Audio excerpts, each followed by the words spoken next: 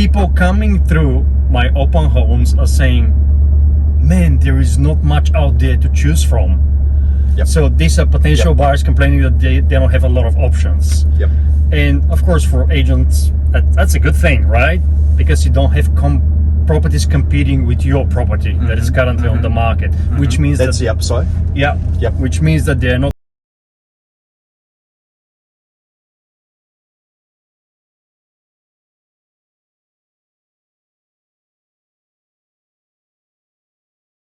Okay. Hey everyone. Hey, why are you so loud? Just Okay. calm down. When we're in the Bays, you're calm. Now we're in Newmarket. Settle. Okay. Hello, everybody. Hey everyone. Welcome to another episode on Property Jabs with Vess and Wayne. Yeah, we had a good celebration last night. End of year, end of financial year. Yeah. It was very good. It was good fun. I think it was really good. And we had also Daniel Coulson, who is the CEO of Ray White. It was very good of him. Saying a few words. Yeah. And actually acknowledging Wayne that, you know, as we discussed in the previous episode, when everyone is scaling down, you're actually expanding with the new office in Green Lane. Yeah. So I had different topics for today, but I think the most helpful one for people out there will be, let's discuss what's happening on the market right now. And do we see any change? I think we did one probably December last year, just before Christmas. I think it's a long time ago that we sort of talked about the market, isn't it? Yeah. I'll just give you a quick insight, and because you've got the bird's eye view perspective for 5-6 offices, property management business, so you have a different understanding. But people coming through my open homes are saying, man, there is not much out there to choose from. Yep. So these are potential buyers complaining that they don't have a lot of options. Yep. And of course, for agents, that's a good thing, right? Because you don't have properties competing with your property that is currently on the market, which means that's the upside. Yeah. Which means that there are not many options out there for people looking to buy, which means that it's a great time to sell if you're considering selling this year.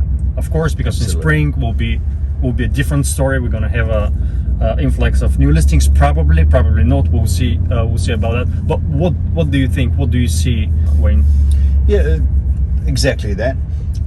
There's not a lot of stock on the market. Everybody's stock levels are down, and the stock that's there has been there a long period of time. There is built up selling pressure. And a lot of the people out there, I think, would sell if they could find something. But they go, what am I gonna move into? So they hold off. And I've never seen so many off-market sales. Now, to clarify an off-market sale, it is that it's fully listed and it's compliant and AML's been done, but the vendor is saying, if you've got a buyer, bring them along, as opposed to I'll go to market to find out how it looks. Offline. Offline. Yes. That's a better way of putting it. Yeah. So there's a volume of that. That's about to switch. Vendors that are in the market now, or fresh properties coming to market, if they come to market with auction, are going to be very desirable. They're going to get a lot of competition because the buying demand is there. So clearly that will happen. And come spring, if the people now, and if we get a change of government and we get confidence, and everybody comes to market at the same time, there's going to be an oversupply.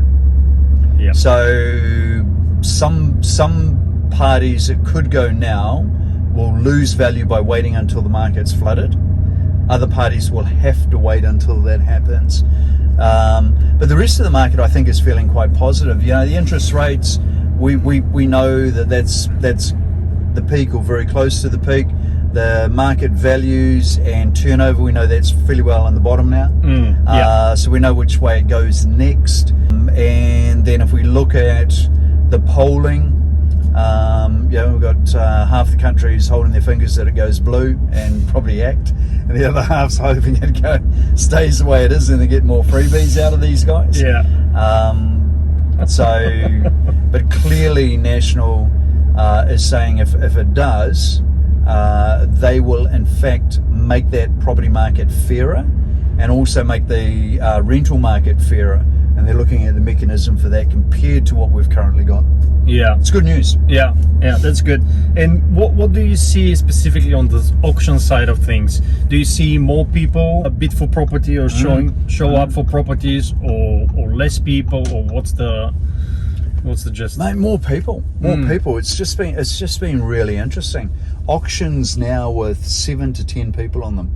You know, I've got 7 on this one. I've got 8 on this one. I had one the other day, 10 people on it. What I'm seeing at auction is it's a tool that has many outcomes. It's a tool you can use in many different ways. Yeah. One of the ways that a vendor and a good agent can use auction is by encouraging your buyer to perform as an unconditional buyer. Yeah. So if I took 10 buyers and I said method of sale is price by negotiation or set date of sale, I'm going to get 10 offers that have got finance clauses, builders inspections, limbs, etc, etc, etc. If I took that same property and made it auction, there'll be 2 or 3 that are unconditional. Yeah. I didn't allow them to slide back into that.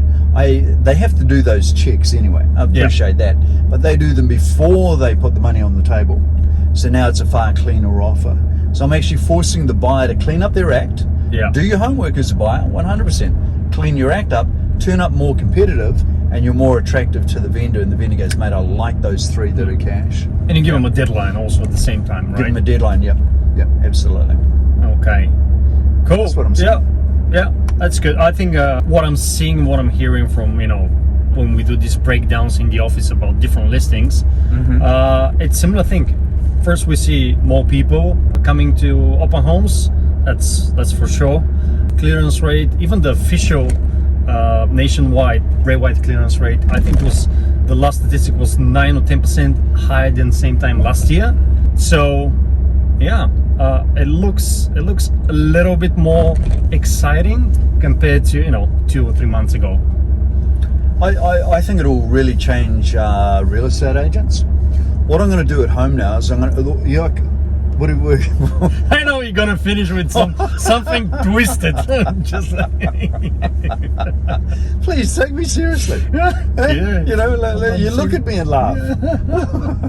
What's that all about? No, it'll change something because I feel the market's picking up now. So now, off the confidence of that, what I did, Vess, is to reduce costs. Like I've taken out half the light bulbs in the house, so I'm going to go back and screw them in. Yeah. Now I didn't get as stingy. I didn't get as stingy as a Green Party person and put in those light bulbs that take 35 minutes to light up.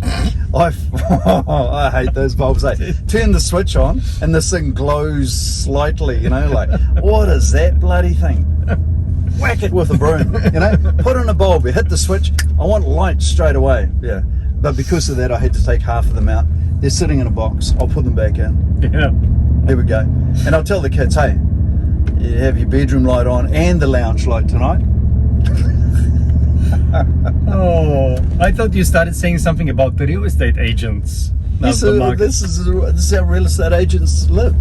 Do you know now what I'm finding in my feedback from the real estate agents? I like all my guys that are prospecting and doing door knocks, knocking on doors. Yeah. What they've found in the last market is previously a lot of people turn them away. Go away, you real estate agent, dirty person. What they're doing now is they bring them in and feed them. they give them a little food parcel. Would you like? Here, I'll put what's left over in a Tupperware container for you, and you take it home. For so your next kids. time when I door knock, I'll bring my lunch box. Door knock around that 11 to 1 period, and you'll